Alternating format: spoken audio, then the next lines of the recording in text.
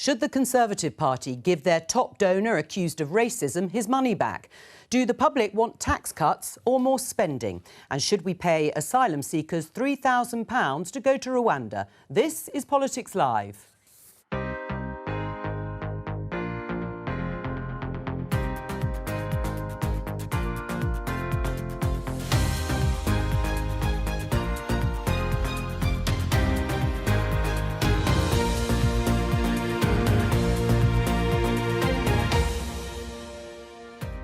Joining me soon, Conservative MP Jonathan Gullis, Labour MP Sarah Champion, Tatton Spiller from Simple Politics and Reem Ibrahim from the Institute for Economic Affairs.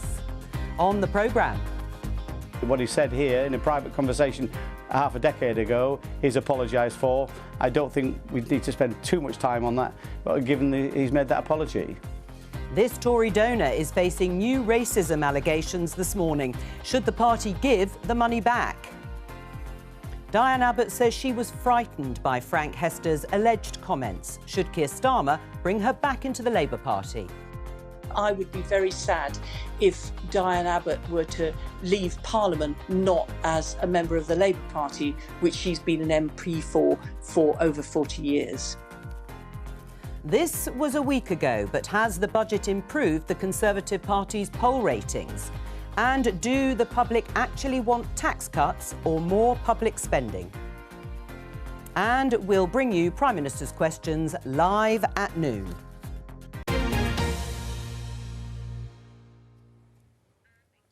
Well, as I said, we're hoping to be joined by Conservative MP Jonathan Gullis shortly. But let's start with this story in The Times.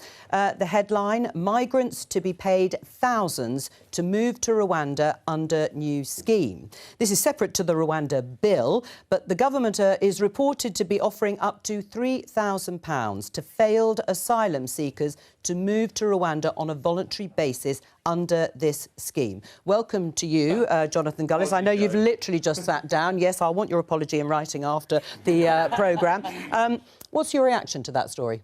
Well, look, first of all, I haven't had a chance to sit down with the Minister, so I want to actually sit down and hear the detail. But the story, as I've read it to date so far, is that the voluntary scheme is something that's been running for a long time now for people to return to their countries of origin. But that's different because this would be because we're talking about people directly to Rwanda.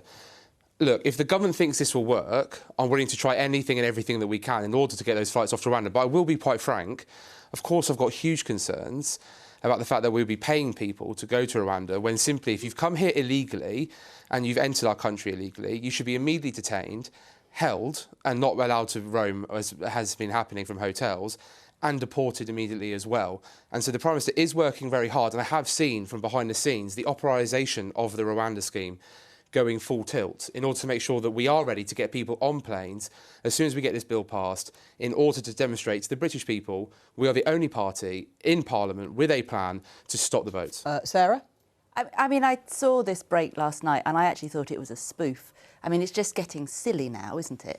And even if the Rwanda scheme was operational, we're talking a couple of hundred people. We have taken more asylum seekers from Rwanda than we are sending to Rwanda. I mean, we haven't sent any, as far as I'm concerned, just ministers to go and spend our money. 400 million that's gone into this already. It's just bonkers. And let's be realistic about it. The returns of a failed asylum seekers are down 50% in the last 14 years. So it is not working. This is desperate and it's embarrassing and it's taxpayers' money. Jonathan? Well, first of all, I would say that if Sarah doesn't like the Rwanda plan and she's consistently voted against it, then what is Labour's alternative? Because the deal is already on the table with the French that we're working on. Has stopped around 26,000 vessels last year.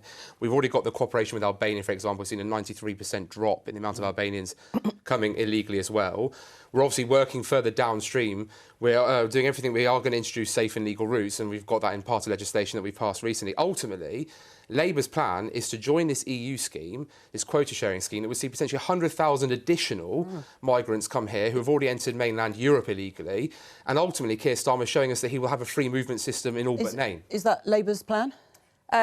I mean, part of it, but the main thing is actually go after the traffickers that are bringing people here on false hope. I mean, the other thing is that we need to be really blunt about, and this is a scoop because I'm not announcing it until tomorrow, £3.2 billion of UK foreign aid has been allocated to the Home Office for hotels for the next financial year. So I don't really see how your plan is working.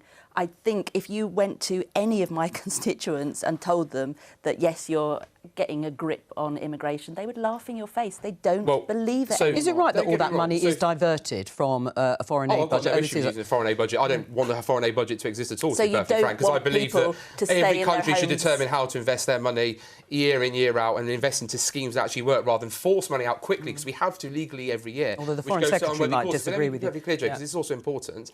We've heard there about...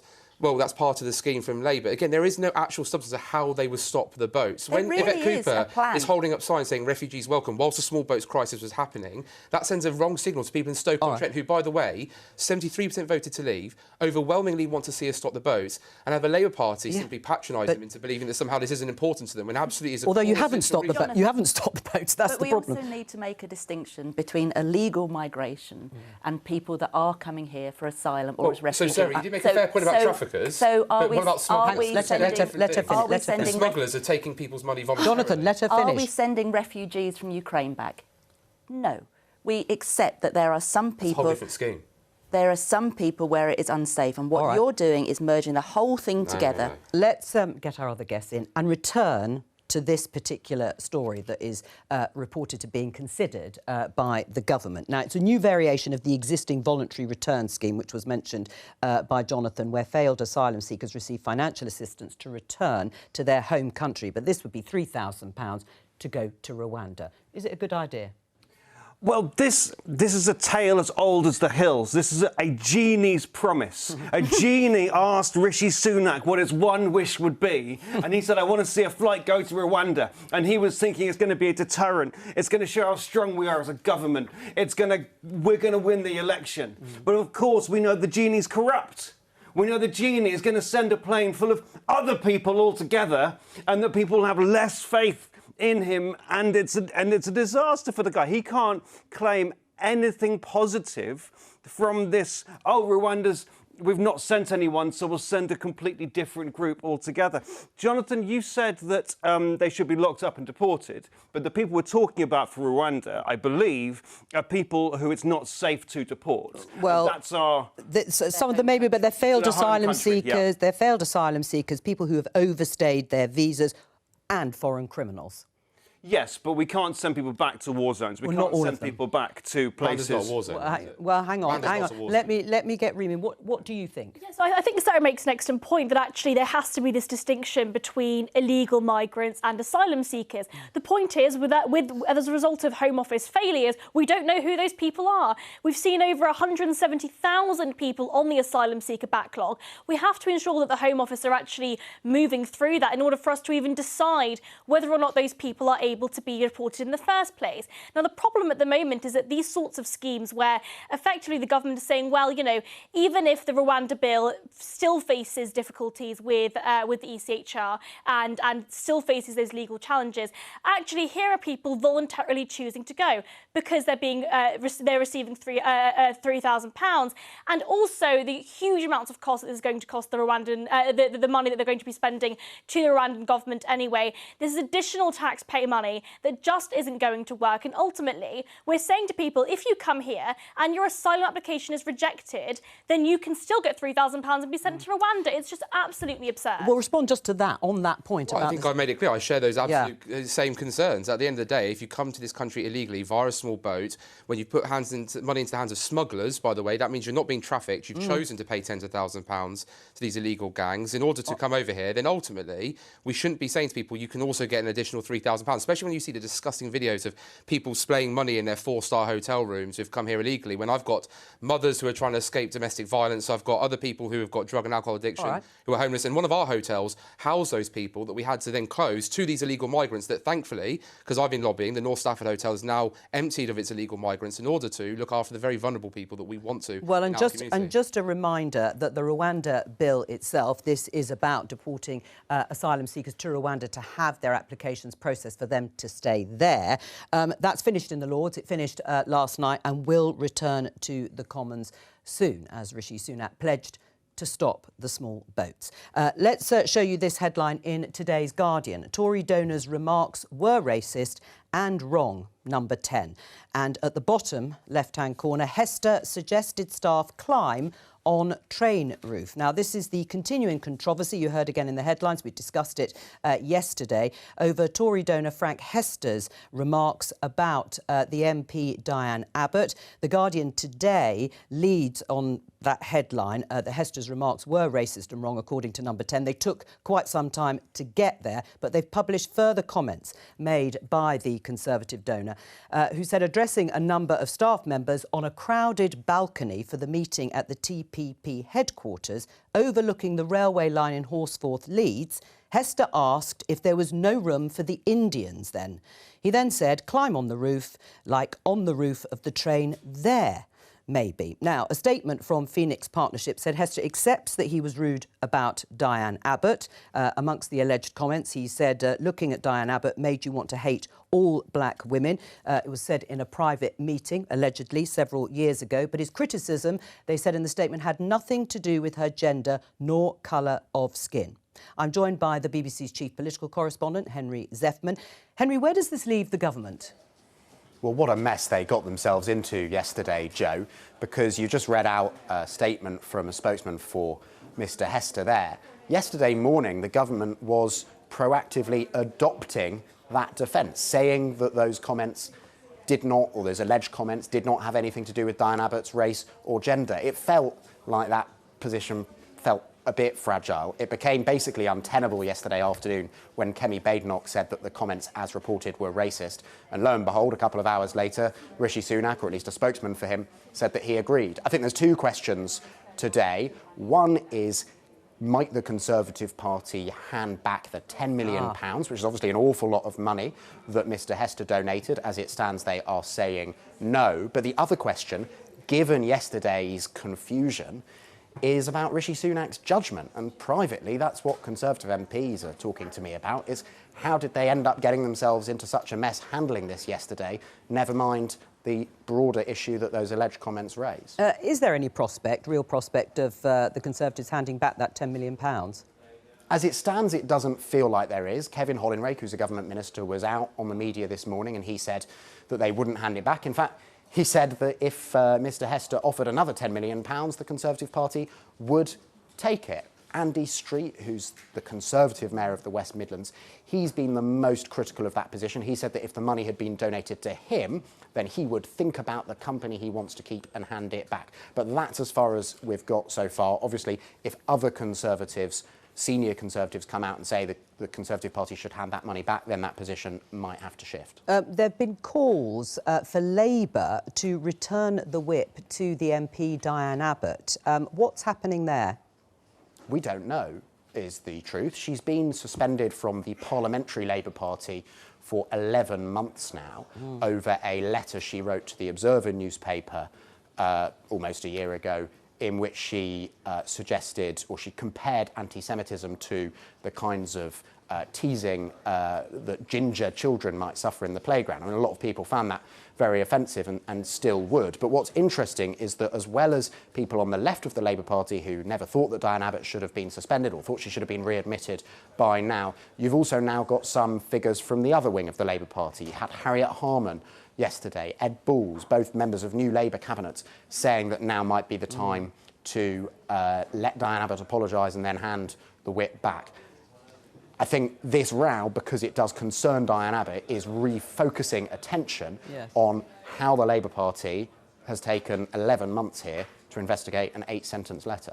Henry Zethman, thank you very much. Should the Conservatives hand back that money, Jonathan? Well, first I want to make clear and reiterate the response from the Prime Minister that those comments made by Mr Hester were vulgar, disgusting and were indeed racist in the context that I've seen them as reported. And did you think that in the immediate aftermath of those comments coming to light, allegedly he said them, or did it take you all day to come to that conclusion? As I said, I've made it very clear what my position is. In terms of the money, Mr Hester is a private individual who's entitled to do what he wants with his own money. If he wishes to donate it to the Conservative Party, that's his choice. In terms of whether it's accepted or not, that's a decision above my pay grade, Joe. But do you think they should hand it back? And personally, no. Because Mr Hester has apologised. He's also now, rightly, getting publicly shamed all over the media. I suspect his positions in his many companies might be untenable in some cases for a long period of time. I hope that he does actually not just apologise to Diane Abbott in person, but actually makes a donation to a worthy cause with the many millions he has. You just said you think the comments, if he made them, were racist, but you're still happy to take the money. No, he who is without sin may cast the first stone. With the greatest respect, Sir Keir Starmer stood next to Jeremy Corbyn when the Labour Party was found by the EHRC. This is a very serious thing. Only the BNP were found guilty of this before, to have anti-Semitism rife amongst their ranks. Keir Starmer stood side by side and tried to make the man who led that Labour Party at the time the leader of this country. Sir Keir Starmer was given the space to say sorry and has said he's done an awful lot of work, which I think he has done, to turn around the Labour Party, albeit what we saw in Rochdale recently. So if Sir Keir Starmer's allowed to turn the Labour Party around and say sorry, why can't we allow another private individual to fess up to their mistakes, take the public humiliation and therefore move forward, and hopefully a lesson will be learned? Well, do you agree with that, Sarah? I mean, I think that Jonathan's on one today. And just... Right, so if you want me to do the Keir Starmer thing, then yes, we have members who have been thrown out of the party. I'm glad they've been thrown out of the party. I don't want that attitude, approach, vile racism in my party. I'm grateful that Kemi Badenoch was the one that did stand up and say it, but it pains me that it had to be a black woman that stood up and said it, and it should have been the Prime Minister. I take very seriously that in my title I am the honourable member, and I don't think the way that the Tory party and particularly Rishi Sunak have acted is honourable in this case. We are talking about a woman.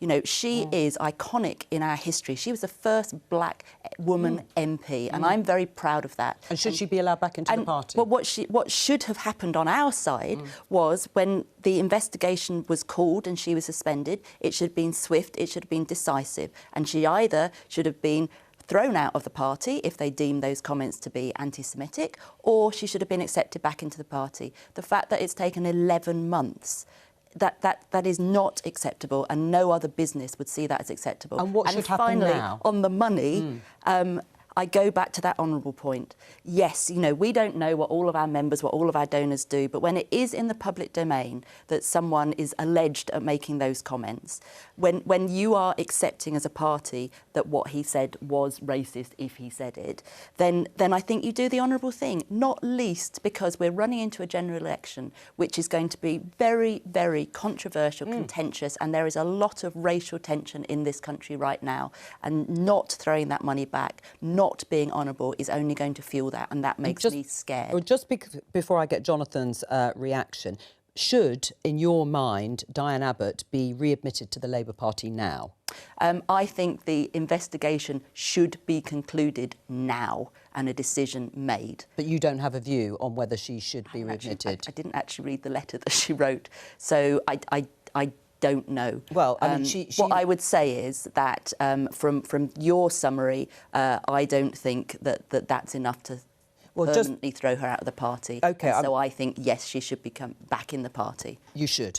You do think that. Jonathan, you think the money shouldn't be handed back. Should the party accept any more money from Frank Hester? Again, that's a decision above my pay grade. I'm a member of the Conservative Party. I'm not the party But you have chairman. an I'm not the opinion. Prime Minister. You've been very vocal in your Would you take more money? And what I would say is, if Mr Hester wants to make a donation, that's again the decision that's been made by my party leadership. But what I will say is it would seem a perverse reward to give Frank Hester £10 million of his money back. I think that would actually be seen almost as a reward, if anything, because that's his money that he's chosen to give. So actually what I think again is that ultimately, and this is really important, Joe, he has been publicly shamed correctly I'm going to come on and to embarrassed, and he's going to live with the consequences of his very careless and racist remarks for the rest of his life, and he'll be forever known for this, not for anything else that he's done in for his companies or businesses before. We'll pick up on the idea, should there be forgiveness, but your reaction? Yeah, Yeah. So I think what's interesting about the sort of the comments that have been floating around recently is that actually, you know, there is this kind of hypocrisy in politics at the moment. We seem to value immediate reaction, immediate decisions, rash decisions, effectively, because they're seen as being more decisive. So I think that, you know, the Prime Minister actually taking the time to consider whether or not these comments were indeed racist, and I believe them to be racist, and I believe that they were absolutely disgusting and horrendous things to be said. Again, over half a decade ago, and he has apologised. So I think it really is up to the Conservative Party themselves to make those decisions. I think Jonathan's right. Giving him that £10 million back would effectively be a reward for making horrendous comments. But, you know, we live in a society in which racial division seems to permeate our culture so consistently. And I think we need to really take a look at ourselves and actually have these open conversations. But also, if somebody has apologised, instead of cancelling them and effectively saying that if you make one mistake, that you are forever going to be demonised for it, I think that's also wrong. We can have open conversations about it and be adults. Do you agree with that final point? I'm afraid I disagree to almost everything you've just said. I think if someone says something racism, it shouldn't be focus grouped as to whether it's racist or not. I think you should just recognise it. If he said recognise it. I mean, you know, like Lee Anderson, they said it was wrong, but they wouldn't say it was Islamophobic. But he was kicked out of the party. Right. He lost the win. Eventually. But eventually. Mr Ali, Labour's Mr Ali, they went and campaigned the next day. They were knocking on the streets supporting him. And you talk about public shame, Jonathan. The state of Westminster is a national shame at the moment. We have racist people donating money. We have candidates who are racist. Well, we have people who make racist comments. Yeah, forgive me. allegedly Allegedly racist comments. We still haven't independently verified it. Yeah, but anyway, yeah. We have all these things going on, and you know, Starmer loves to just drop policies that he was taking along, and there's nothing to believe in. Sunak is watering down as much as he can, whether it's building 50 hospitals or building police numbers, but that's just replacing the police numbers. I run an organisation called Simple Politics. We talk to people every day. We're on social media. We're not Westminster-based. We're not Fleet Street-based. We just hang out and chat to people on social media. And people are so sick of this. And none of this surprises them. Tractor porn. That surprised people. People were surprised by tractor porn. But apart from that, none of it. That's a reference. Yes, that's a reference. I think it was last year. I can't remember. So much has happened over the past few years. Let me just take our viewers through what happened yesterday in terms of how positions evolved, particularly on the Conservative side. Let's have a listen to the Work and Pension Secretary, Mel Stride, addressing these comments as reported by Frank Hester yesterday morning. Let's have a listen. Well, it's clear that what he said was inappropriate. He has, as I understand it, apologised for those remarks. I think the critical point here is I don't think what he was saying was a gender-based or a race-based comment, but it was clearly inappropriate. He has apologised, and I think we need to move on from that. Just a few hours later, this is what the former Conservative Chancellor Kwasi Kwarteng said on our programme about the comments. They're clearly racist, and they're clearly sexist. And I think Diane was right to point out the call to violence. I mean, even in a flippant way, is really inappropriate. So they were very stupid remarks. I don't know that they were said, because I haven't had independent corroboration. But by the afternoon, Kemi Badenoch, as you said, Sarah, said this, or tweeted this, I should say, and she's the Business and Trade Secretary. Hester's 29 comments, as reported, were racist. I welcome his apology. Diane Abbott and I disagree on a lot, but the idea of linking criticism of her to being a black woman is appalling. It's never acceptable to conflate someone's views with the colour of their skin. Now, the Prime Minister's spokesperson had previously called the comments unacceptable and refused to be drawn on whether they were racist.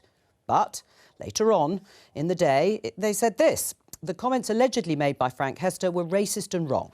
He has now rightly apologised for the offence caused, and where remorse is shown, it should be accepted. The Prime Minister is clear there is no place for racism in public life, and as the first British Asian Prime Minister leading one of the most ethnically diverse cabinets in our history, the UK is living proof of that fact.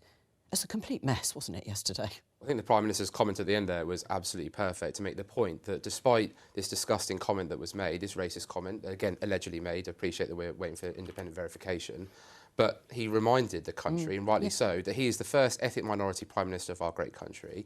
We have the most diverse cabinet. Israeli was probably the first. Well, I do apologise. Israeli is indeed correct, but the first, as he said, like Hindu and Southeast Asian. But what does it say about Rishi Sunak's judgment? Hang on. What does it say about Rishi Sunak's judgment that we had ministers, it wasn't just Mel Stride, ministers out on the airwaves yesterday, sort of trying to say that these comments were not racist, they were unacceptable and they were rude. By the end of the day, they put out this statement. What does it say about the Prime Minister's judgment? What it says to me is that the Prime Minister would have taken the day to look at all the information that was being supplied to him, to hear, who knows what conversations he had with who, but I'm sure he's been busy and his aides were busy talking to different people. They were directed not to say what these comments clearly are. I don't know who's spoken to who and say, well, you can say this. But ultimately, at the end of the day, ministers are accountable for themselves when they're on camera and they can say what they think and don't think. And we saw that with Kemi Badenoch on her own tweet. I think the Prime Minister is right to take a breath over the short period of time to look at the information that was supplied to him, to then make a decision. And he's made a very clear distinction about what he thinks took place. He absolutely called it out, and rightly so. And ultimately, Mr Hester has apologised. And now, and as Kemi Badenoch said, now must be the space for forgiveness. Again, he who's without sin may cast the first Let me stone. just get a final comment from you, Sarah, on that issue. Kemi Badenoch did indeed say that, and Graham Stewart, the Minister, said that people shouldn't be cancelled. In fact, Reem echoed those remarks. Do you agree with that there should be some space for coming back from what was allegedly said by Frank Hester, in the same sense that Diane Abbott should be allowed back into the Labour Party or not? Should there be some room for looking again at these kinds of issues? I think there always should. There needs to be accountability, though, first, and there needs to be a real acceptance of the impact of what your words have had.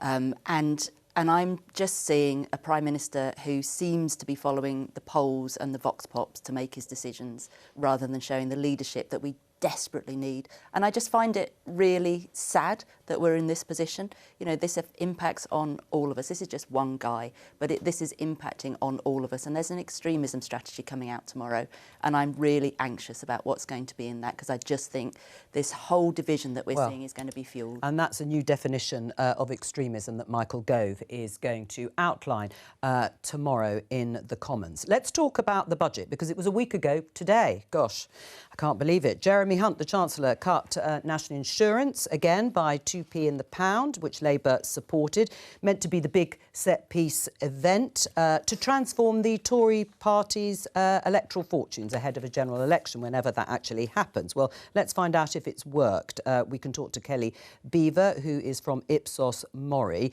Kelly, has it had an impact on the polls?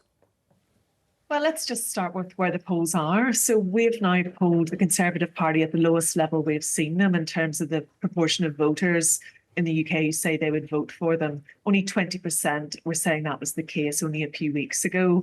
So that's the position that they started in ahead of this budget. And also a very small proportion of the British population believed the Conservative Party had a long-term strategy for the economy of the country. After the budget, worth reflecting, it very rarely does move voting intentions. And in this case, we've seen no difference. What we are seeing is that only 13% of the British population are saying that they felt reassured as a result of the budget, whilst 4 in 10 are saying that actually they feel more concerned.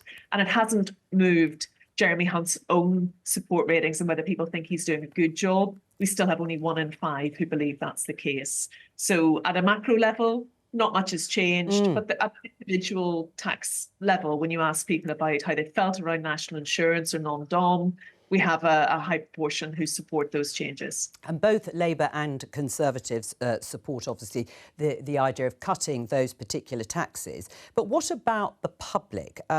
Do they have a preference for lower taxes or spending that money on public services? So when we ask them this question, they're quite split in their response. We know that Conservative 2019 voters are more likely to have a preference for cutting taxes than they do investment in public services. But across the piece, when you look at the population as a whole, we're quite split. And what that tells you really is that the public do care about public services, but they also care about the amount of money in their own pockets. And this is going to be an interesting and challenging area for any new government, perhaps at the back end of this year, to navigate, because you cannot come out and say you're going to address improving investment in public services without recognising that it needs to come from somewhere. And 4 in 10 of the British population would say that they think any new government will need to raise taxes. So they're not, they understand that the money needs to come from somewhere. Kelly, stay with us for the discussion. Jonathan, what do you think? When you talk to your constituents, would they like more money spent on public services? I think my constituents are very clear that there is an awful lot of money going into public services, more money than ever before into our schools. And again, I spent my entire career as a school teacher before coming to Parliament, so I've seen the changes we've made on the ground. 92% of my schools now are good or outstanding compared to the 68% it was back in 2010. The NHS has now got a £160 billion plus budget. It's not about whether we need to give the NHS more money, it's about making the NHS more productive with the money that it has, investing in technologies in order to bring down paperwork and unnecessary HR stuff, getting rid of these ridiculous equality, diversity, inclusion people who sit in the NHS and take millions out of the system every year when we've already got functioning HR services in the NHS itself. And ultimately, what people said to me about this budget was it was a budget for families. It was a budget for families because if you're a working parent, that 2p off your income tax on the average worker means you're £1,800 a year better off. It means as well with the child benefit changes that we've made, which is a huge transformative change, that one parent on 60,000, another one on 35,000 jointly will be £4,000 a year better off. Although there's still an anomaly to raise their children. That is fantastic. Let's just set that in the context because, of course, taxes overall are still going up. They're still going up really considerably. So whatever Jonathan says about the reaction in the constituency to the 2p cut, that is the actual sort of backdrop to those cuts in national insurance. And secondly, yes, a 1% increase overall to public spending, but that will mean unprotected departments will see quite significant cuts unless the economy miraculously grows hugely over the next year or two. What do you think people want? Well, this is the exact point. You know, I think that actually posing the question, do you want more money for public services or do you want more of your own hard-earned money, is actually quite a disingenuous kind of question to be asking. Ultimately, in order to improve public services, the answer is not always more taxpayer money being spent on them. We spend record levels of money on our National Health Service, huge numbers of people on waiting lists. They're about to peak at about 8 million in England alone. Ultimately, the solution is not throwing more of our hard-earned money into bureaucratic black holes. The solution is serious and meaningful reform.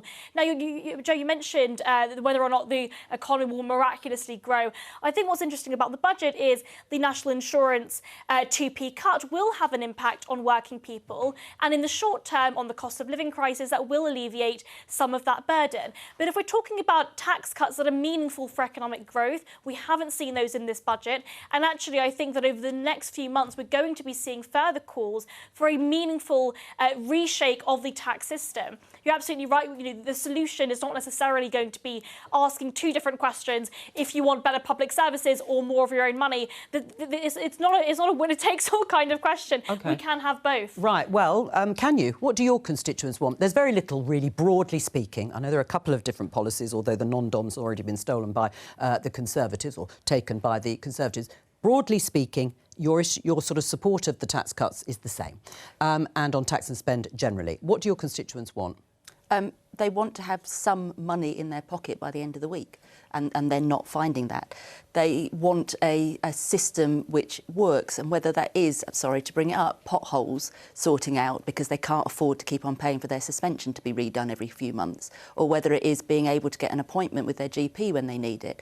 But also there are, and when I was last on, Tatton did a plug for his book. I'm going to do a plug. I've got a private members bill on Friday, which I'm colloquially calling the Buy British Bill. £300 billion of government procurement that could be going to British businesses. Only just under half of that actually goes to British businesses. And what I want to see is, as Reem rightly said, a rethink of what's going on. So there are ways, you know, none of my businesses want a handout. What they want is a contract. And the government, whichever colour, could be doing that. And I think that's what we need to be seeing. There isn't going to be more money. We're very committed that there aren't going to be more tax rises if Labour gets in. So we are looking at how to restructure that system. Yeah, but should there be? But should there be? Is Keir Starmer right? Should taxes be going up on the better off in order to fund more in public services? The only people, I was thinking about it after the budget on the way in, the only people I know that are better off now than they were 14 years ago are the very, very rich. There is, and the budget, looking at all the different sort of categories of people, there's a little group in the middle that might get slightly more, but most people are going to be worse off. I just want to add to this point. My generation, Gen Z, the younger people, are really suffering as a result of this. Really suffering. And it's not necessarily just tax. I know I work at the IEA. We talk about tax a lot, but actually a lot of it is to do with regulation. And I think the housing crisis is the primary issue, the most important issue for the next generation. And ultimately, house prices are soaring to about 10 times, sometimes 12 times the average salary. And yet people in this country are unable to afford those homes because the government are actively restricting supply. It's economics 101. We want prices to come down. We need to increase supply. And government's perverse political incentives mean that actually we are restricting that supply. I think the solution is, yes, meaningful tax reform so that we can see economic growth, but also cutting some of that red tape to unleash innovation and growth. Are politicians being honest about the choices that face them and face the country as a whole? The Institute for Fiscal Studies says there's a conspiracy of silence in not acknowledging the scale of the choices and trade-offs that will face us after the general election. What's sad, Joe, is that are you being honest? Could have been about Rwanda, could have been about Hester. Now it's about tax. We've got this stink around of dishonesty where there's a lack of trust. People know we want growth. Everyone agrees we want growth. And certainly your lot, big fans of growth. Your lot, big fans of growth. Your lot, big fans of growth. Everyone agrees we want growth. So Wes Streeting says we need to reform the NHS, not just put more money in. Jeremy Hunt says we need to reform the NHS and not just put more money in. But this is the talk we've had for ages. The digitisation of the NHS, which you were talking about, has been promised for decades now, and it's cost billions of pounds, and it hasn't worked. We do need to think radically, but we need to get something done. And no one wants to pay tax. But you know what? I give blood, right? And the people who are giving blood have put lots of work into incentivising people to come. And they send lots of thank you messages, and they send you a text message saying your blood has just been used in Cheshire Hospital.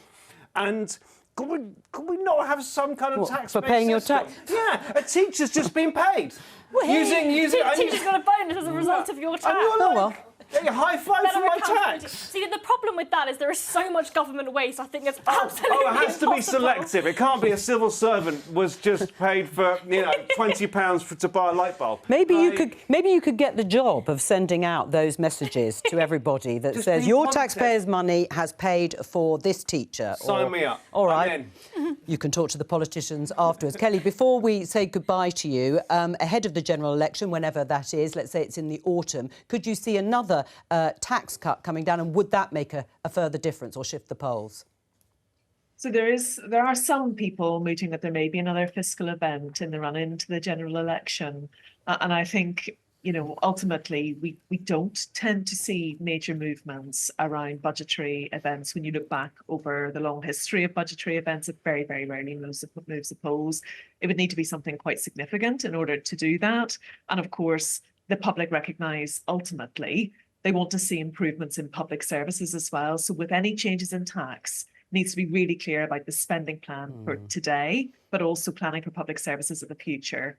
Very few think there's a plan that will sustain public services in the future, and that's a major gap to campaign on in the next general election. Kelly Beaver from Ipsos Mori, thank you very much for coming onto the programme today. And if you want to follow the polls closely between now and the general election, you can go to the BBC website. Here it is, General Election 2024 Poll Tracker. How do the parties compare? And they have done all of the digging in terms of the figures ahead of the election later on in the year. Let's have a quick look in the House of Commons chamber, because Prime Minister's questions will be with us in about 7 or 8 minutes' time. And yesterday there was a moment when the ex-Conservative Party Deputy Chairman Lee Anderson, who defected to Reform UK on Monday, crossed the floor of the House of Commons, you can see here, to take his seat on the opposition benches as a Reform UK MP. You can see him sitting there up at the back of those opposition benches. I don't know who he ended up sitting next to. Jonathan, George Galloway. Your reaction, was it another new MP elected to Rochdale? What's your reaction to Lee Anderson defecting to Reform? Well, I'll give you an exclusive, Joe, because I've been told through certain members of the lobby that my name is one of these 9 being floated around by Reform UK. Absolutely not a cat's Helen chance will I be defecting. I joined the Conservative Party at 18 years old. I've been a councillor, I've been an association officer, I've been a regional chair, I've been a parliamentary candidate and now a member of Parliament. I'm not far off 36, and nearly half of my life has been dedicated to the Conservative Party cause. Sorry, I know I don't look like I'm in my 30s. I appreciate that, but for me, it takes courage of conviction and belief to sometimes stay within something like a political party, where you have very different views within that and fight for what you believe in. I get very frustrated at times with some of my colleagues. I certainly would like to see certain things. You've heard me on your show, the New Conservatives, which I'm part of. We've shared our ideas of what we think we could do around immigration skills, but it takes real moral courage to stay in there and fight for what you believe in. Sarah did that during the Corbyn years, as did many other Labour MPs, including my predecessor, Ruth Smith. So I think that it is a shame. I don't think Lee had to go.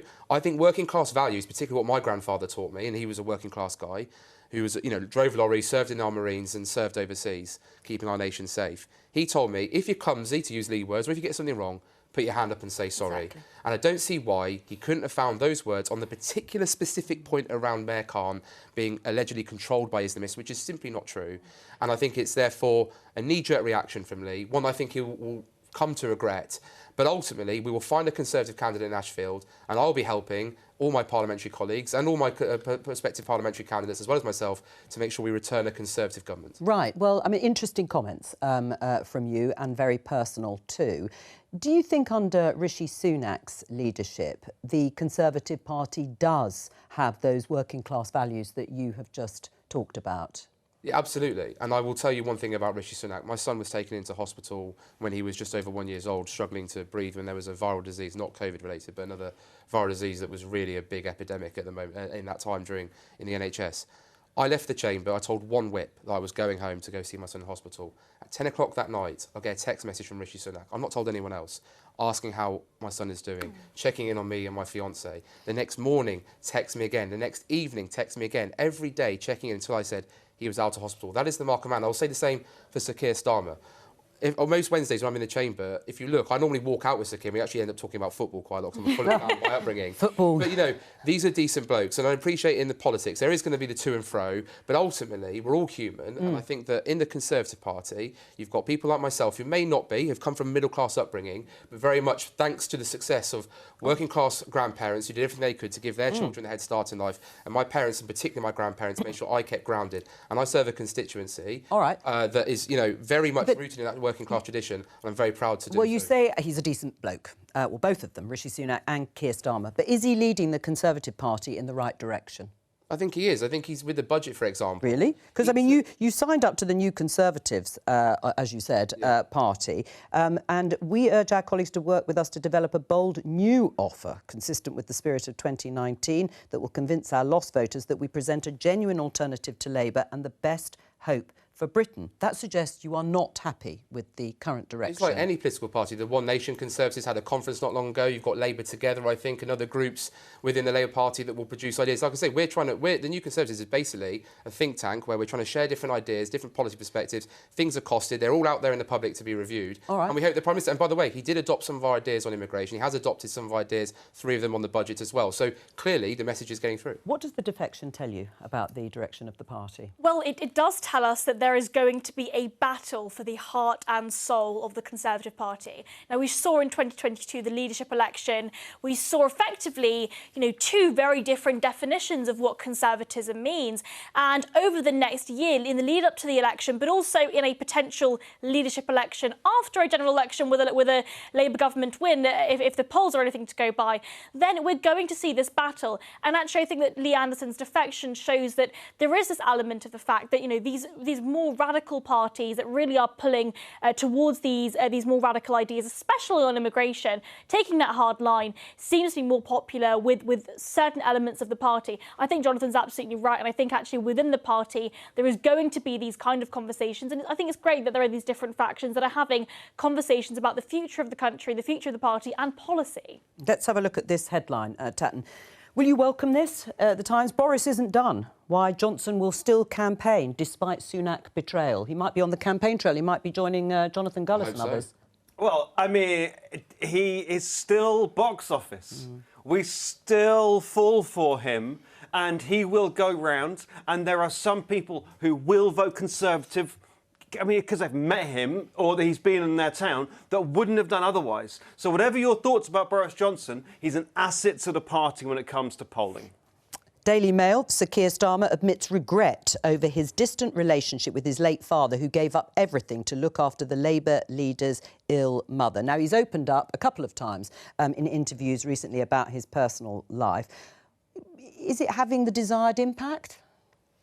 I don't know if there was a desired impact. I think he's trying to be who he is, and it's very difficult when you're in opposition to actually get your message out. You know, you've got everything sort of stacked against you, and I admire him for doing it. I mean, I think that's as much as it is, to be quite honest. I mean, do voters want to know all this sort of stuff about Keir Starmer, do you think? I mean, I would rather us, and it ties in directly with the Boris Johnson thing, I would rather us move away from the celebrity and get back to what our values are and what our policies are and what we actually deliver on the ground.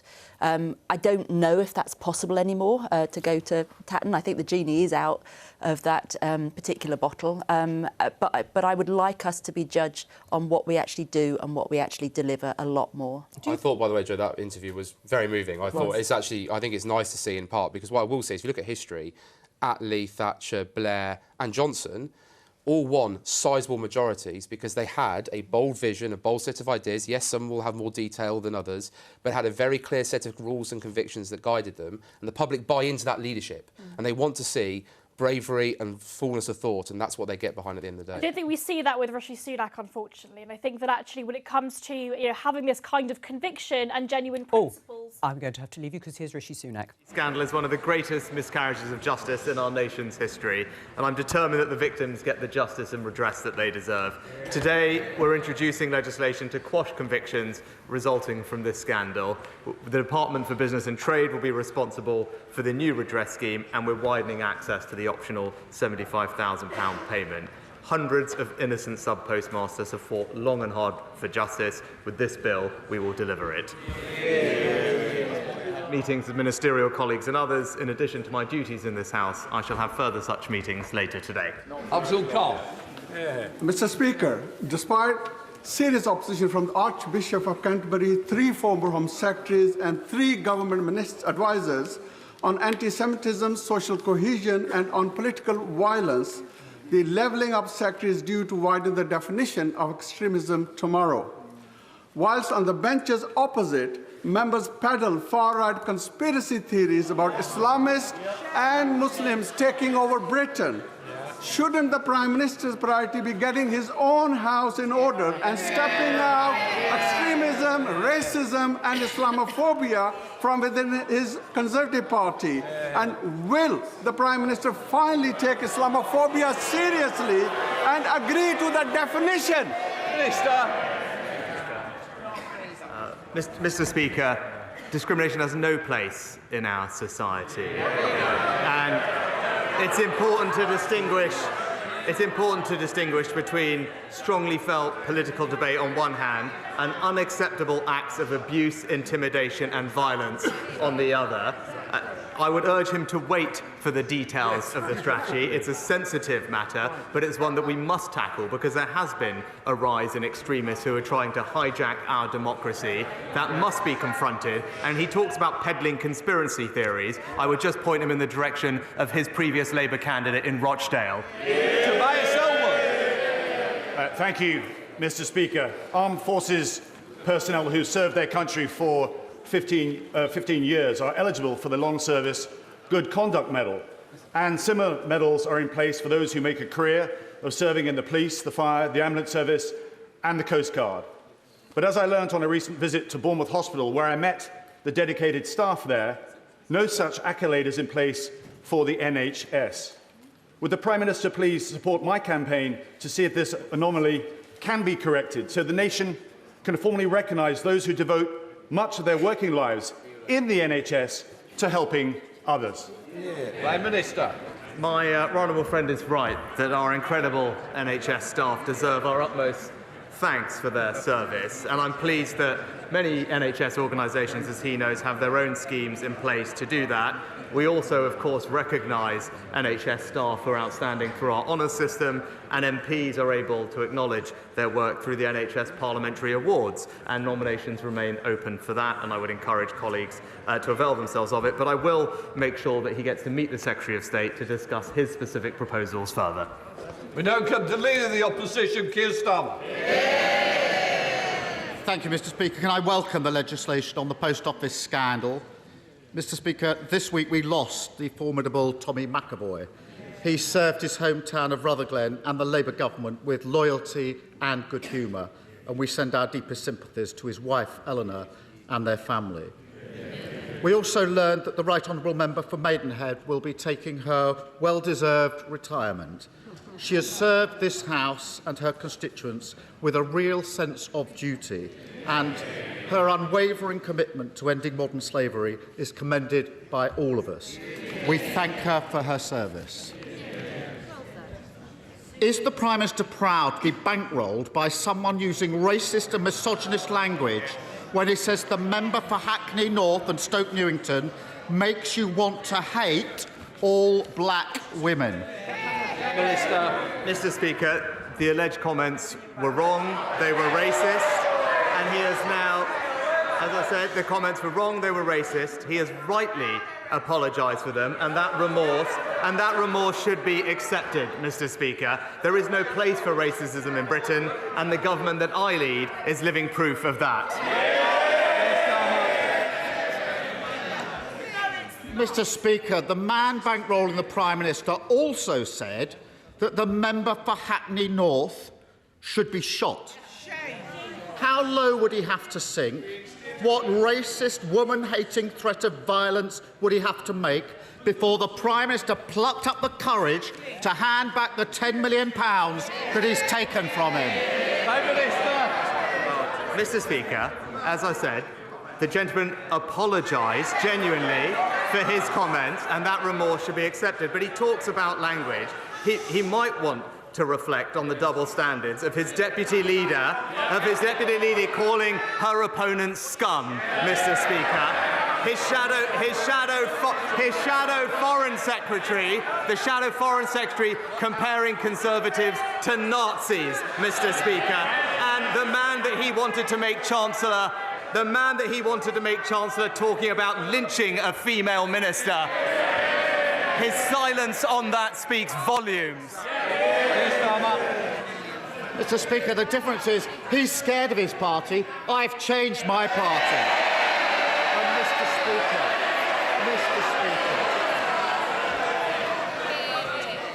I want to hear both the Prime Minister and Leader of the Opposition, Keir Starmer. 2 weeks ago, the Prime Minister invited himself into everyone's living room at 6 o'clock on a Friday evening. No one asked him to give that speech. He chose to do it. He chose to anoint himself as the great healer and pose as some kind of unifier.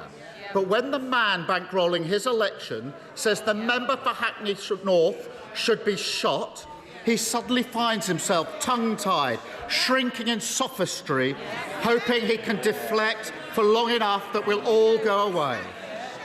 What does the Prime Minister think it was about the hundreds of millions of pounds of NHS contracts given to Frank Hester by his government that first attracted him to giving £10 million to the Tory party in the first place?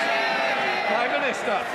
Mr. Speaker, I'm absolutely not going to take any lectures from somebody who chose to represent an anti-Semitic terrorist group, Hizb ut-Tahrir, who chose to serve a leader who let anti-Semitism run rife in this Labour Party. Those are his actions, those are his values, and that's how he should be judged. Mr. Speaker, the problem is he's describing a Labour Party that no longer exists. I'm describing the man who is bankrolling their upcoming general election.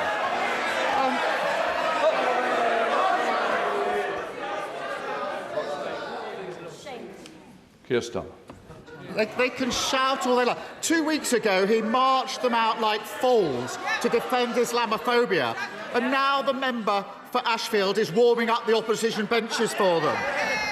And yesterday he sent them out to play down racism and misogyny until he was forced to change course. He won't hand the money back. He won't comment on how convenient it is that a man handed huge NHS contracts by his government is now his party's biggest donor.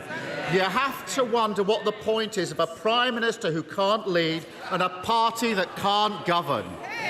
And Mr. Speaker, national insurance contributions fund state pensions and the NHS. So is the Prime Minister's latest unfunded £46 billion promise to scrap national insurance going to be paid for by cuts to state pensions or cuts to the NHS? Prime Minister. So, Mr. Speaker, I'm glad he's brought up the budget. It's about time that he spoke about his plans, because what have we heard, Mr. Speaker, from the Shadow Chief Secretary? The Shadow Chief Secretary of the Treasury confirmed. Sorry. Shh. Prime Minister. The Shadow Chief Secretary of the Treasury has confirmed that the Labour Party will not be sticking to the Conservative government spending plans. So we now have a litany of unfunded promises on the NHS, on mental health, on dentistry, on breakfast clubs, and that doesn't even include the £28 billion 2030 eco-pledge that he's still committed to. But what we all know, Mr. Speaker, is that while we're cutting taxes, Labour's unfunded promises mean higher taxes for working Britain. No, Mr. Speaker, the Labour Party will not be sticking to his completely unfunded £46 billion promise. And he thinks he can trick people into believing that, but simply shaking the Tory magic money tree will bring it into existence. Let's be clear. 80% of national insurance is spent on social security and pensions. 20% is spent on the NHS. So he's either cutting pensions or the NHS, or he will have to raise other taxes or borrowing. Which is it, Prime Minister? Mr. Speaker, I know it's not his strong point, but if you actually listened to the Chancellor last week, what he would have seen is NHS spending is going up, Mr. Speaker. It's going up. It's a plan that's backed by the NHS CEO, who says that we're giving her what she needs, and at the same time, we are responsibly cutting taxes for millions of people in work. An average worker benefiting from a £900 tax cut, Mr. Speaker. But what I'm hearing for him is he's against our plans to cut national insurance. The highest tax burden since the Second World War. I did listen to the Chancellor, £46 billion of unfunded commitments. They tried that under the last administration, and everybody else is paying the price. And 2 weeks ago, the Prime Minister promised to crack down on those spreading hate. Today, he shrunk at the first challenge. Last week, he promised fantasy tax cuts. Now he's pretending it can all be paid for with no impact on pensions or the NHS. All we need now, Mr. Speaker, is an especially hardy lettuce, and it could be 2022 all over again. Is it any wonder that he's too scared to call an election when the public can see that the only way to protect their country, their pension and their NHS from the madness of this Tory party is by voting Labour? Mr. Speaker, again... No, Prime Minister.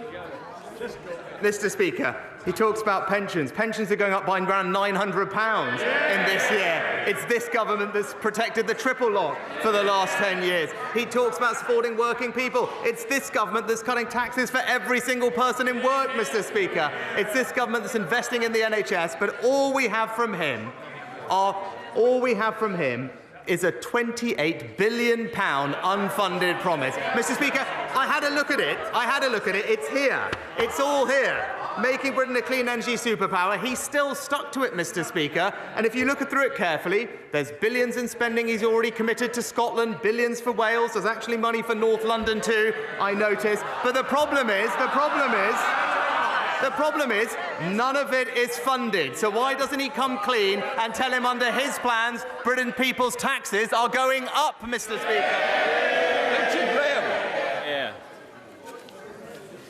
Mr. Speaker, millions of people around the UK and Europe have been inspired by the brilliance of Six Nations rugby.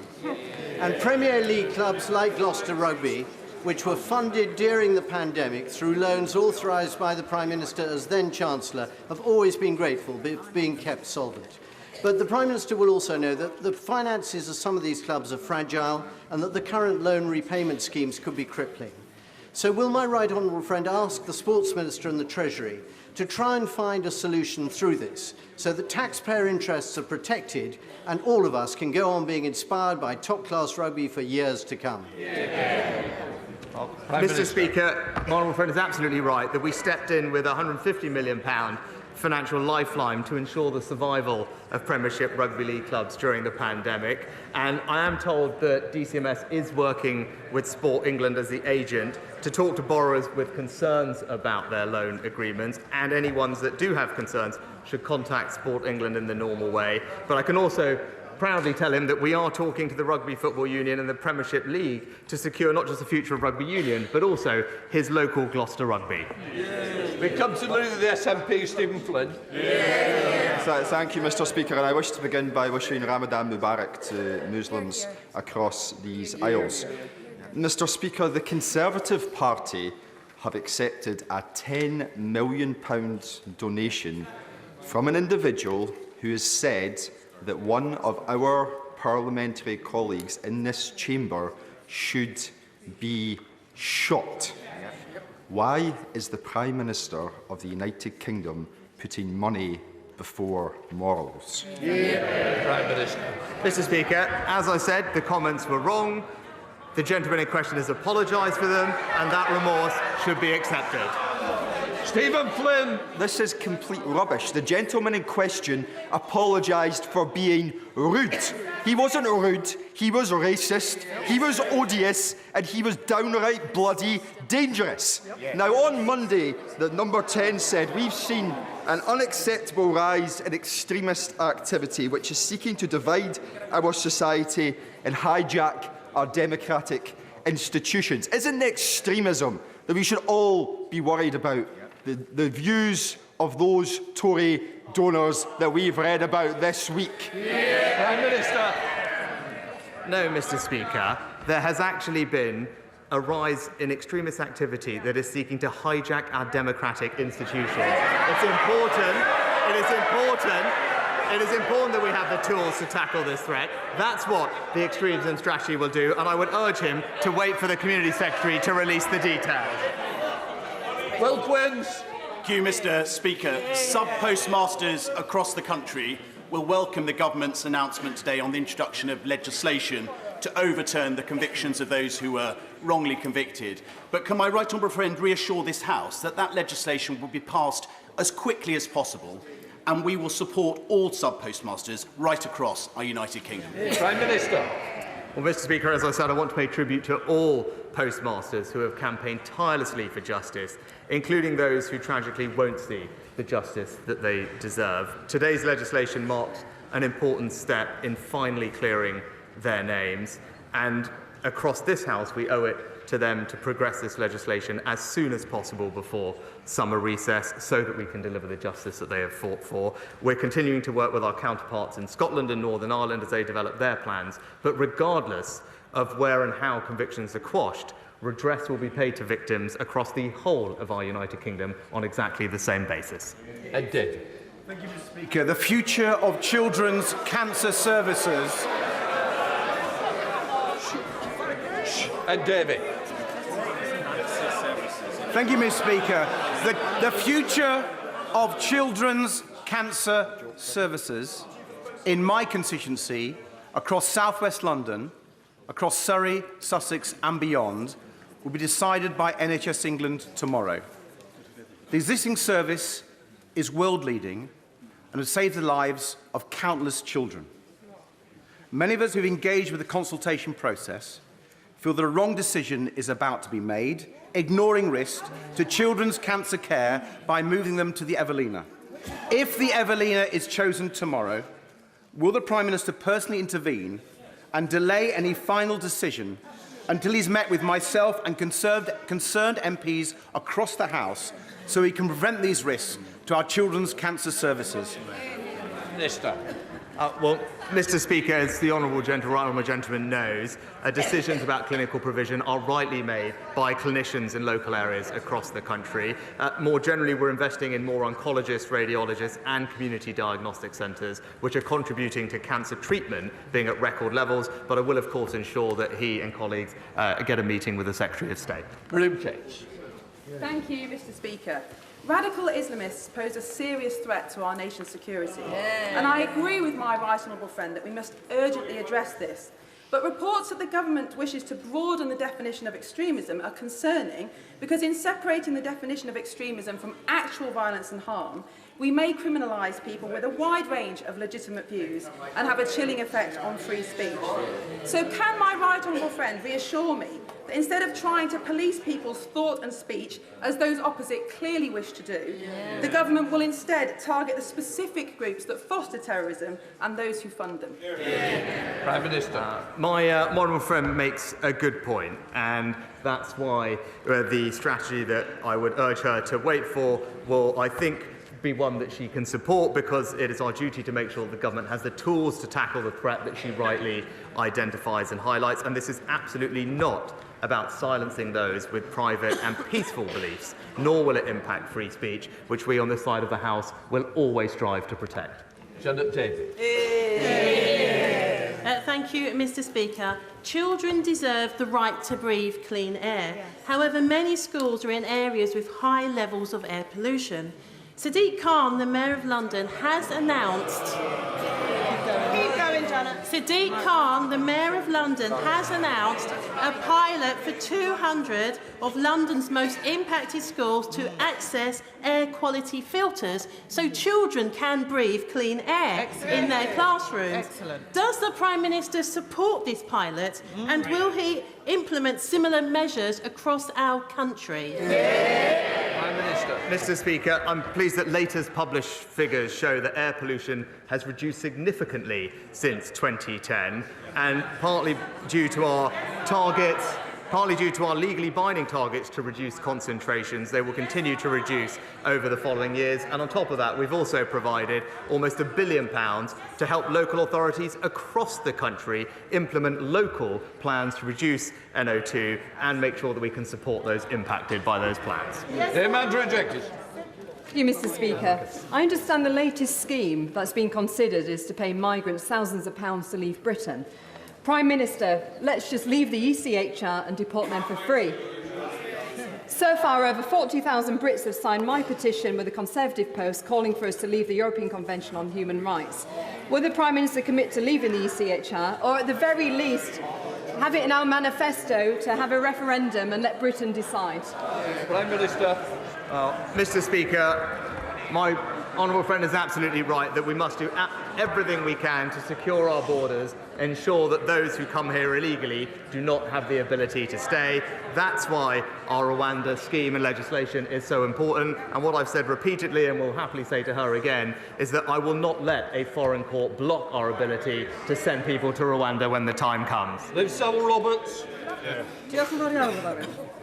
The National Theatre production, Nye, which stars Michael Sheen, celebrates at the end a transformational increase in life expectancy since the founding of the NHS. But UCL findings indicate that austerity policies between 2010 and 2019 are responsible for a 3-year setback in life expectancy progress. Does he, or the Leader of the Opposition for that matter, think public services can withstand an extra £20 billion of cuts? Prime Minister. Yeah, well, Mr. Speaker, first of all, I'm pleased that the National Theatre received significant funding from the Chancellor in the recent budget to support their fantastic work across the UK. But I am surprised to hear her raising the NHS when it's her party that's propping up the Welsh Labour government in Wales, which has absolutely the worst NHS performance of any part of the United Kingdom. Mr. Speaker, may I thank my right honourable friend for meeting me 6 weeks ago to discuss the plight of victims of COVID-19 vaccine damage.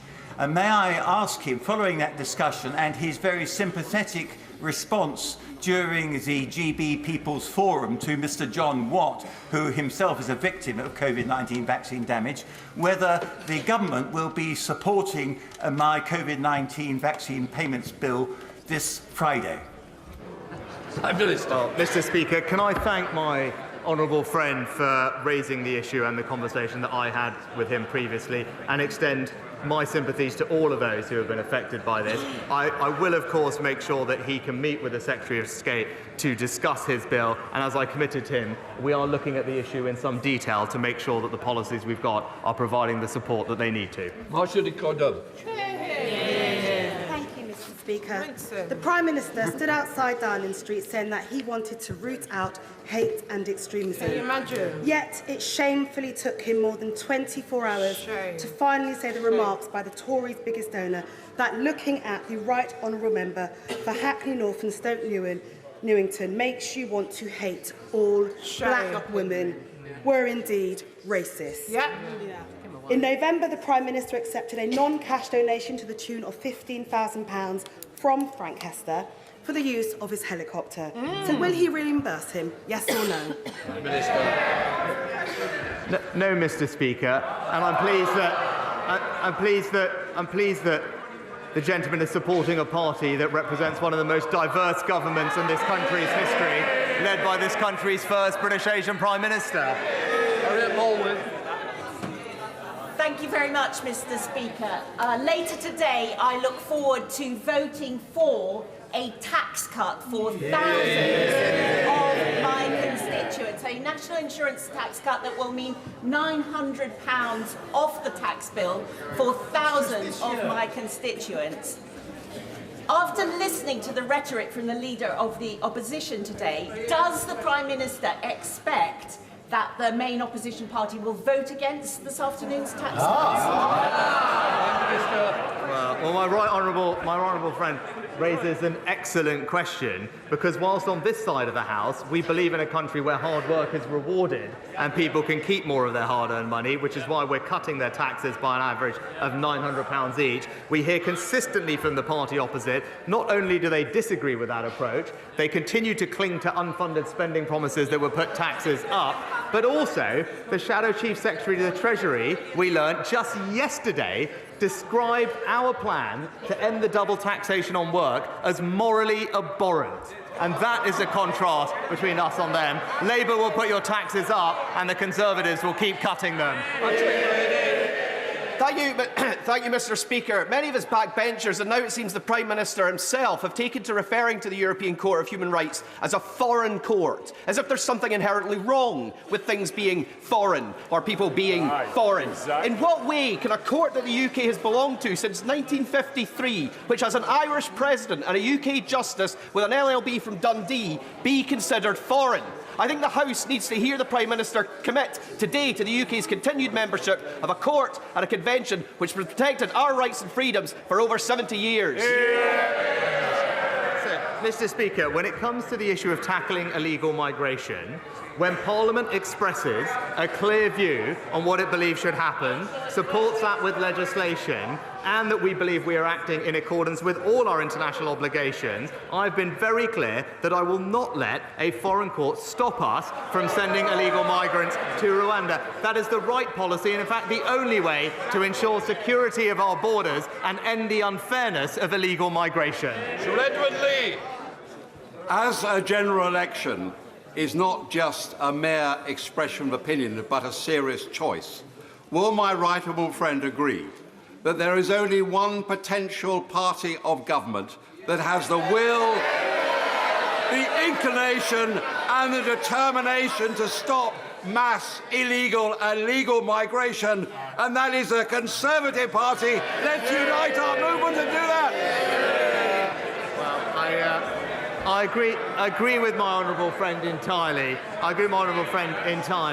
And we know this because not only has the honourable gentleman opposite opposed the scheme, he's been clear that even when the scheme is implemented and working, he would still scrap it, Mr. Speaker, which tells you everything you need to know. On this issue, their values are simply not those of the British people. There's only one party that's going to stop the boats. It's the Conservative Party. Thank you very very much, Mr Speaker. Under this Conservative government's watch, Thames Water have dumped over 72 billion litres of sewage into London's rivers, all whilst racking up multi-billion-pound debts. And reports are now that they could go bust any day. Despite this, the government is still refusing to publish their contingency plans for the collapse of our country's biggest water firm. So, yes or no, does the Prime Minister believe that Thames Water will still exist by the end of the year? Prime Minister. Yeah, well, Mr Speaker, it wouldn't be right for me to comment on individual companies, but what I can say is that our ambitious storm overflow reduction plan is backed by £60 billion of capital investment. We now monitor every single storm overflow across England and have legislated to introduce unlimited penalties on water companies that breach their obligations. The independent regulator and the Environment Agency have the powers they need to hold water companies wherever they are to account. Natalie Elphie. Thank you, Mr Speaker. Later this year, a new digital EU border system will come in, and yet key changes that are required, key details, have still not been decided by the EU. There are urgent decisions that are needed on additional funding and preparation to keep Dover clear and Kent moving through with its traffic. Can my right honourable friend, the Prime Minister, assure me that this issue is being taken seriously at the highest levels of government and that funding and support will be made available to keep Dover clear, support the residents of Dover and Deal and Kent, and to secure our vital cross-channel trade and tourism? Prime Minister. No, one of my friends is right to raise this issue, and I can assure her that it is being discussed at the highest levels of government between UK ministers and EU and French counterparts to make sure that we have practical and constructive solutions that will ease the flow of traffic in the way that she describes and will benefit her local communities. Rachel McCaskill. Thank you, Mr Speaker. 158 days and there's no peace and no justice.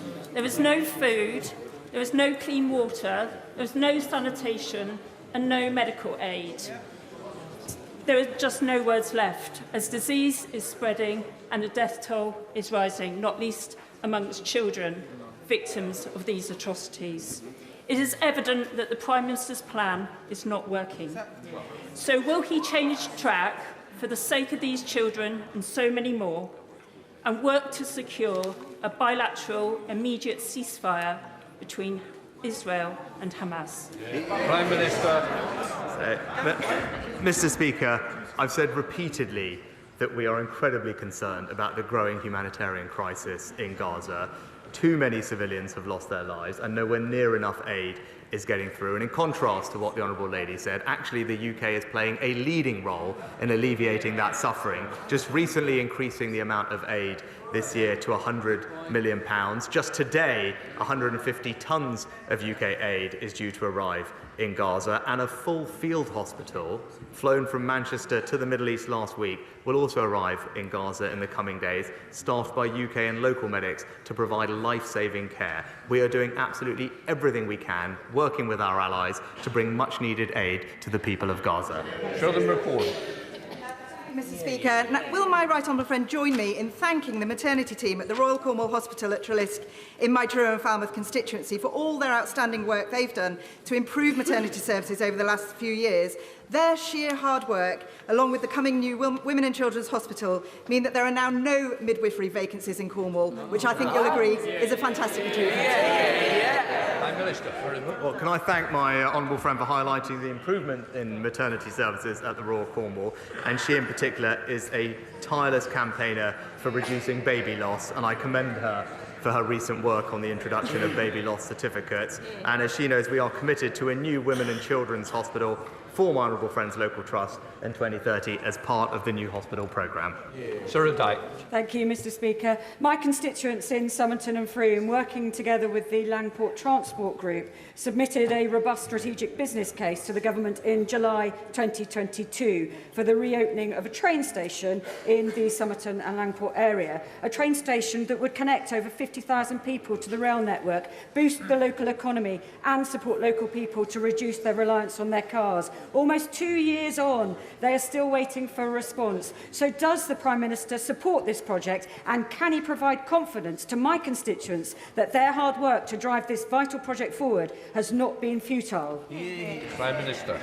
Well, Mr. Speaker, Conservatives in the South West are rightly championing the reopen of local stations, and actually recently Cullompton and Wellington will be one of the places that receives funding as a result of our decision on HS2. But it's because of that decision that we now have freed up billions of pounds of funding to invest in local transport across the country, and it will be local leaders that will be put in charge of that money to prioritise their local needs. Final question, Mark Francois.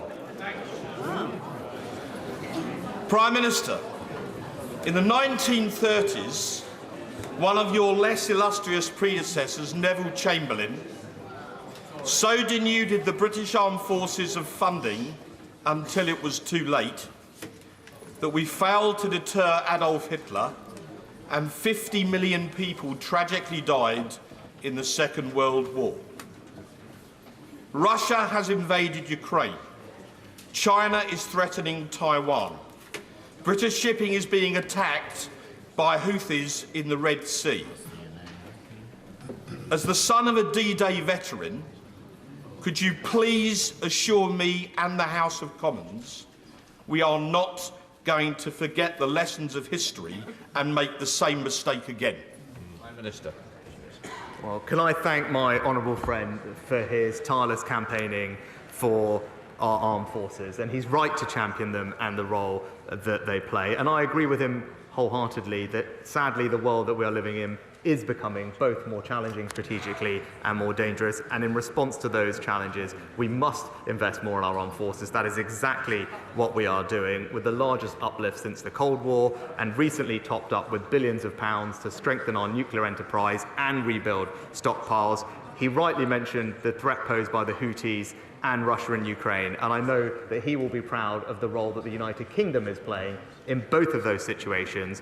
We are respected and valued by our allies, but most importantly, we on this side of the House will do whatever it takes to keep our country safe. That completes Prime Minister's questions. That brings us to the end of Prime Minister's questions, as announced by Sir Lindsay Hoyle, the Speaker. Let's welcome our guests for this part of Politics Live. For the Government, the Science Minister, Andrew Griffith, the Shadow Environment Secretary for Labour, Steve Reid, and Henry Zeffman, the BBC's Chief Political Correspondent. Welcome to all of you. Heated exchanges today, Henry. Keir Starmer attacking Rishi Sunak for rather belatedly calling the reported remarks made by a major Tory donor, Frank Hester, who was talking about Diane Abbott, racist. He called on the Prime Minister, Keir Starmer, to hand back the money from Frank Hester to the tune of £10 million, to which the Prime Minister pretty well said no. And he obviously doesn't intend to in the future, because he said Frank Hester had apologised and showed remorse, and that should be the end of it. How uncomfortable was it for Rishi Sunak? Pretty uncomfortable. I think we'd all have been shocked, and I suspect Rishi Sunak would have been shocked if Keir Starmer hadn't used that to take up the bulk of his questioning. I mean, also, it's worth noting, it's the first time we've seen Rishi Sunak on camera in public since The Guardian first broke the reports of the alleged comments by Frank Hester back on Monday afternoon. And Rishi Sunak used the opportunity to put in his own voice, as it were, what has been said by government spokespeople, be they unnamed spokesmen or cabinet ministers, over the last couple of days, which is what is now the position, which is that the comments, as described, were racist, but that more generally the Conservative Party takes his apology seriously and doesn't think, as a result, they should hand back the money. Rishi Sunak, I think, is trying to kind of draw a line under it there. And I think from that point onwards in Prime Minister's questions, he had a choice, which was to stay on the defensive or go on the attack. And he chose to go on the attack and try to throw it back to Keir Starmer with examples of other pieces of political rhetoric from Labour people. But look, clearly that was an uncomfortable session of Prime Minister's questions. And just to remind people of some of what Frank Hester is alleged to have said, he was talking about Diane Abbott, the MP for Hackney. She was in the chamber listening to this row going on between Keir Starmer and the Prime Minister. But the Tory donor allegedly said she made him want to hate all black women. Now, you've concluded, finally, Andrew, that the comments were racist, but you're still happy to keep the money. Well, the Prime Minister was unequivocal. All Conservative colleagues have condemned this. The Prime Minister was clear it was racist. It's not just that, but also the fact that the individual talked about killing a Member of Parliament. The Prime Minister rightly, and I think all of us would agree, that we need moderation in language. It's always important in public life.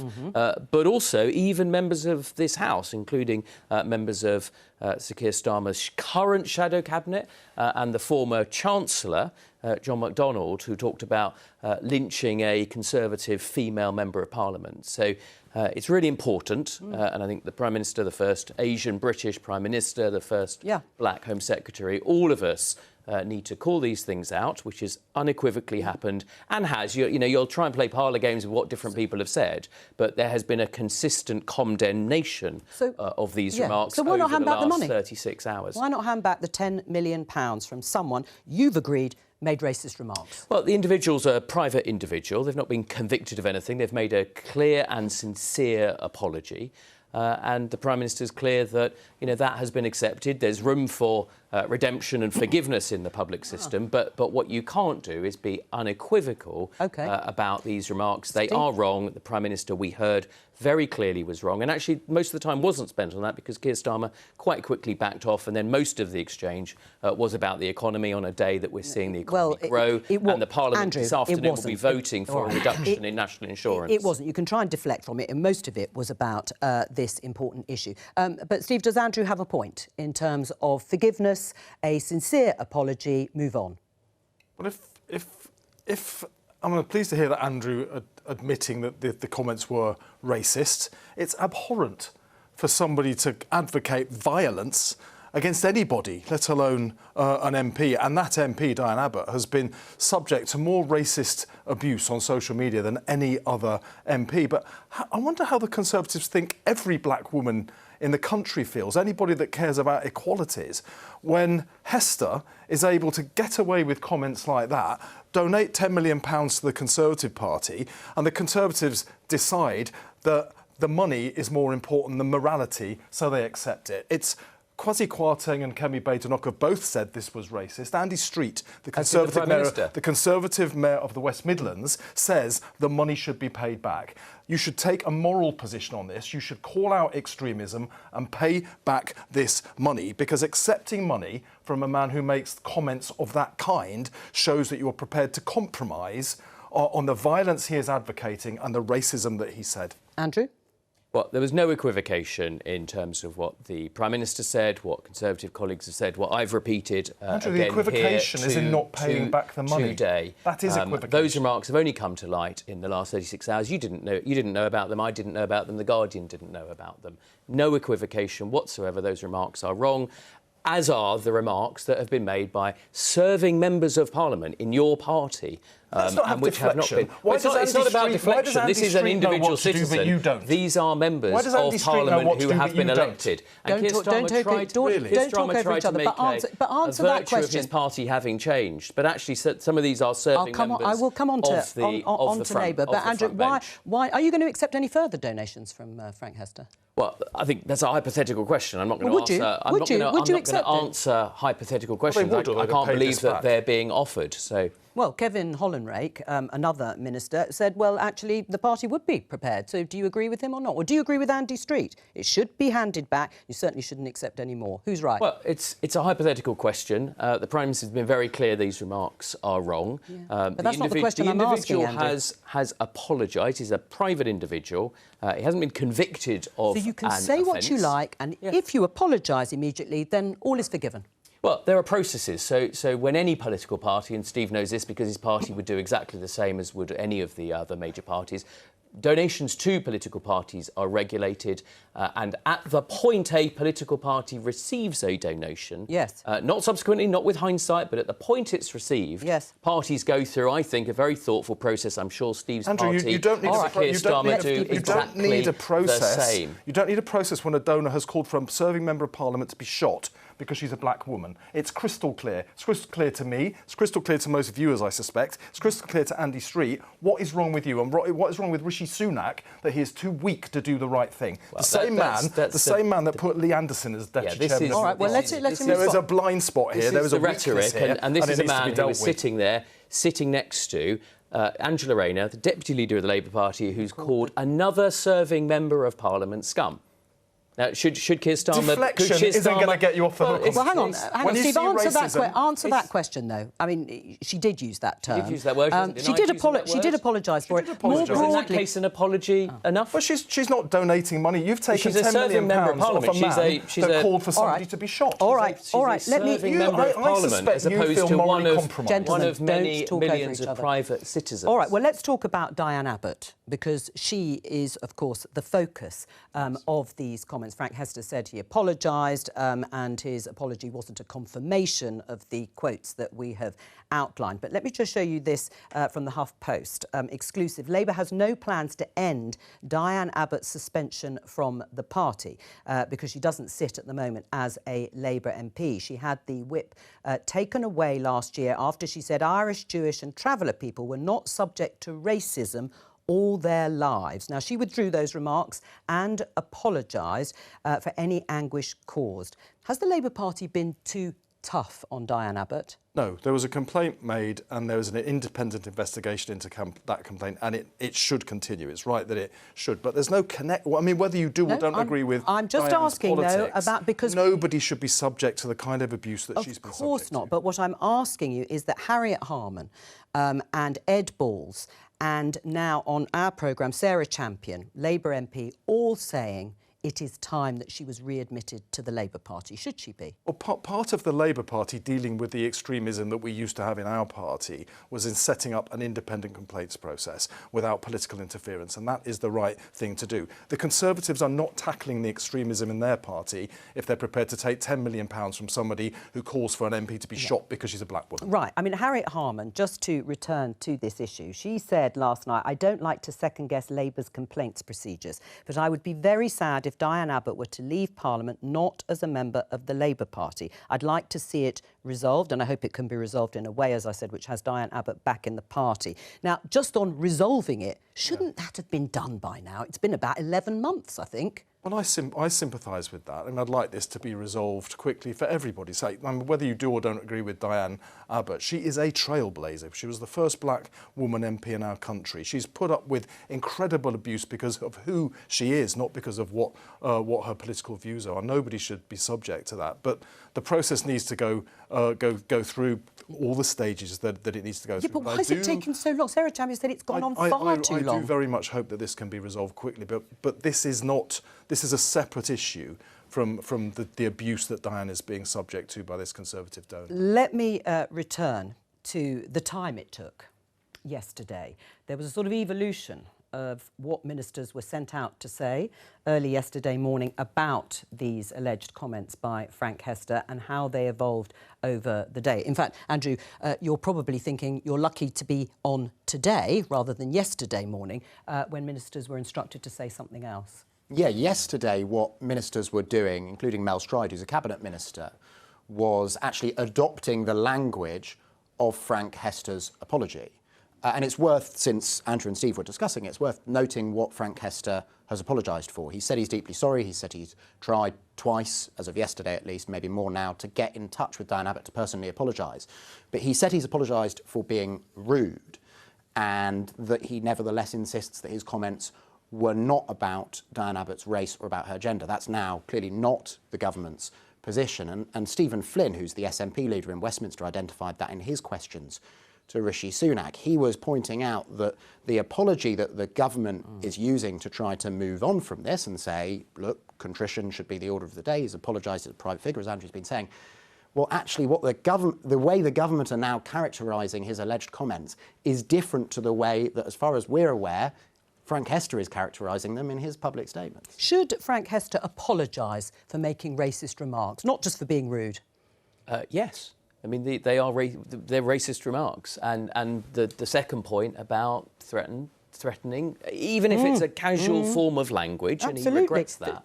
But in this very toxic public debate that we have. I deplore Steve trying to score political points, because at the end of the day, we all need a parliament that functions. We all need people in public life that feel safe from being threatened. We'll hear more over the course of the week about how we try and build consensus around that. So, yeah, for sure he should apologise, and not just for, how is it for the casual fact to that it call was for somebody to be shocked? The fact that it was... I just don't understand that. You said casual comment. He said she should be shot. In what way, on what planet is that a casual thing? Well, I'm not defending it in the slightest. You said it was casual. No, I'm not saying that.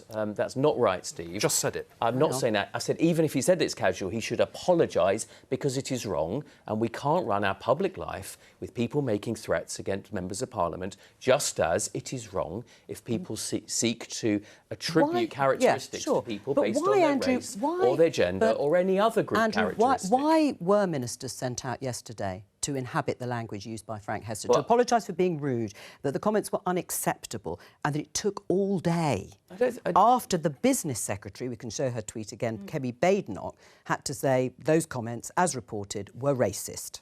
I welcome his apology. Abbott and I disagree on a lot, but the idea of linking criticism of her to being a black woman is appalling. It's never acceptable to conflate someone's views with the colour of their skin.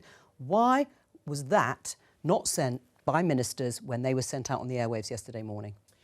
Look, not a single minister condoned these comments, defended these comments. It's not the same as saying they're rude and unacceptable. It's not the same as saying they're racist. Well, people will go through chronology. I mean, you take 20 people, you get 20 different versions of what people will say. Nobody defended these comments. Nobody said they were right. Nobody said they were acceptable. You can pass individual language. Well, let's listen to what Mel. Nobody said they were acceptable. Let's just listen to what Cabinet Minister Mel Stride said. Well, it's clear that what he said was inappropriate. He has, as I understand it, apologised for those remarks. I think the critical point here is I don't think what he was saying was a gender-based or a race-based comment, but it was clearly inappropriate. He has apologised, and I think we need to move on from that. Inappropriate.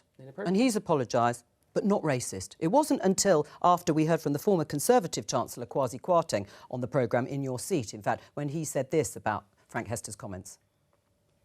They're clearly racist, and they're clearly sexist. And I think Diane was right to point out the call to violence. I mean, even in a flippant way, is really inappropriate.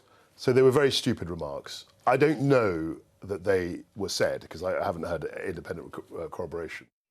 What does it say about Rishi Sunak's judgment that he couldn't say that, couldn't send ministers out to say, use those words for what they are until, well, late into the afternoon, evening, until, in fact, he'd heard from both Kwasi Kwarteng and Kemi Badenoch?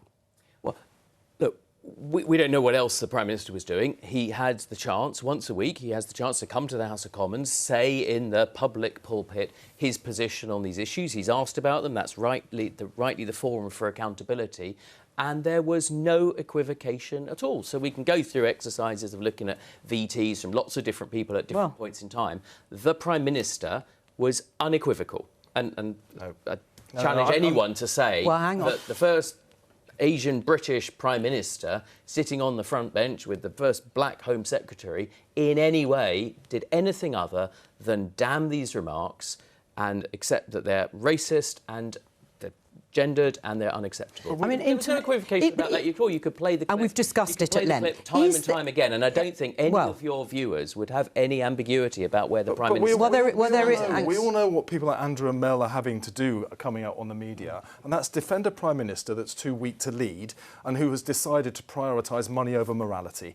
I believe you've been morally compromised by this. I don't believe for a minute I was equivalent, Steve. I was unequivocal, Steve. But the reality of it, that money should be paid back if you think what that man said was wrong. It was race-based and it was advocating violence. Steve, it's unacceptable in politics, as you just said. Right, but Steve, have you ever made remarks that you regret? Have you ever said anything in the public domain about individuals that you have? Of course, right. yes. So there is room, is there, for some forgiveness or space if people of course there is. Right. But in accepting the forgiveness from this man wants forgiveness, they should give that money back. Because by accepting money from a man who has said what he said, advocating violence against a sitting member of Parliament. But that's exactly it appears what your it's condoning former what's going Shadow on. Chancellor did, Steve. No. That Sir Keir Would you Starmer accept more money from this man? And if you wouldn't, you should pay back this funding. On his team. Right. What it is about. Well, they've said they're not going to return the money, and people will make a judgment. Well, that's what they're People saying will now. make. Let's see how this moves that over may the next change. 24 People hours. will make a judgment. I wouldn't be astonished but at all if the in reason the I end they raise it, though, Steve, is because in 2020 you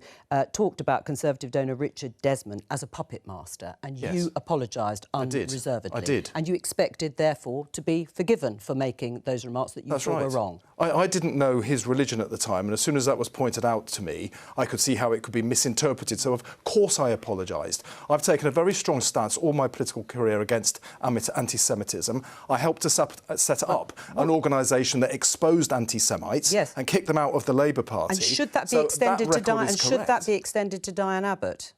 Well, there'll be an investigation into what Diane Abbott said and did. Right, but in terms of extending forgiveness and that idea of apologising, should that be consistent in terms of what people say? Judgment calls about your language is worse than mine is corrosive, isn't it? This is about donations being made to a major political party by somebody who is making violent and racist comments, not just about a British MP, but about all black British women. It's not acceptable. If we want to take this kind of extremism out of politics, as everyone around this table since you've mentioned extremism, I mean, the atmosphere at Parliament, as has been demonstrated, not just by the tragic murder of 2 MPs, but also the rise in threats to MPs in general, which was raised by Sir Lindsay Hoyle, the Speaker. The Prime Minister says there's a rise in extremism that is attacking our democratic institutions, rightly or wrongly. There's going to be an announcement about redefining extremism. What are we expecting to be actually tackled here when everybody clearly is operating in a pretty toxic environment? I think it's going to be quite a big moment tomorrow, actually. It was meant to be the big moment of the week, although quite a few political news stories have intervened for now, at least. So there's a current definition of extremism, which is vocal or active opposition to British values. And we don't know exactly the wording of the new definition that we're expecting to be unveiled by Michael Gove, the Community Secretary, tomorrow. But we think it's going to broaden that definition. It's going to talk about people who undermine liberal democracy, as well as the rights or freedoms of others. Now, that's obviously playing into a debate that is very live for all the reasons you suggest, though there are some people in government who say it's also an overdue tidying up because the existing definition is quite old. It's interesting in a few ways how different people will respond, because you've already had some criticism from people on the right of the Conservative Party who've warned that it might inadvertently capture anti-abortion campaigners, for example, or gender-critical campaigners. But then also, where the Labour Party go on this is going to be really interesting. And actually, the very first question of Prime Minister's questions was Afzal Khan, who's a Labour backbencher. He was expressing very strong scepticism, I think, to say the least, of where he thinks the government is going to go on this. And also, in passing, though he didn't really ask about it, Keir Starmer, in one of his questions, mocked Rishi Sunak's speech about extremism outside Downing Street a couple of weeks ago. So I think the debate tomorrow on this is going to be really interesting. And we'll certainly be discussing it tomorrow ahead of that announcement. This headline in BBC News, ex-Home Secretaries, 3 of them, Conservatives, warn against politicising extremism. If they're worried about politicising extremism, and I think it was Sajid Javid, Priti Patel and Amber Rudd, who represent a sort of spectrum on the Conservative Party, why are you going ahead with redefining it?